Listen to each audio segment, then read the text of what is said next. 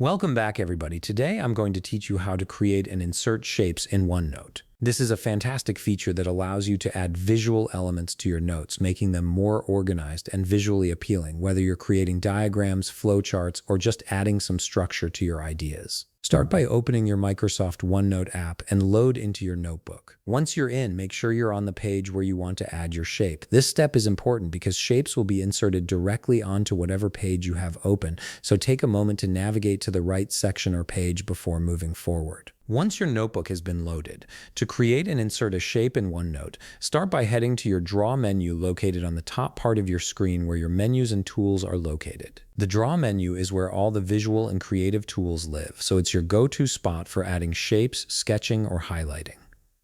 From here, click on Draw to reveal additional tools. This will open up a whole new set of options that aren't visible in the default view, giving you access to everything you need for visual customization. From the Draw menu, to start creating and inserting shapes in your OneNote page, the process is pretty straightforward. Simply click on the Shapes drop-down and you'll be presented with basic shapes you can use and insert to your page. You'll see options like rectangles, circles, triangles, arrows, and more. These are perfect for creating quick diagrams, underlining key points, or organizing information visually. Simply select the shape you wish to use. Once you click on it, you'll notice your cursor transforms into a crosshair or drawing tool. This is your signal that OneNote is ready to place the shape wherever you want it. Now simply drag this cursor to your page to add in the shape you want to use and the shape's size.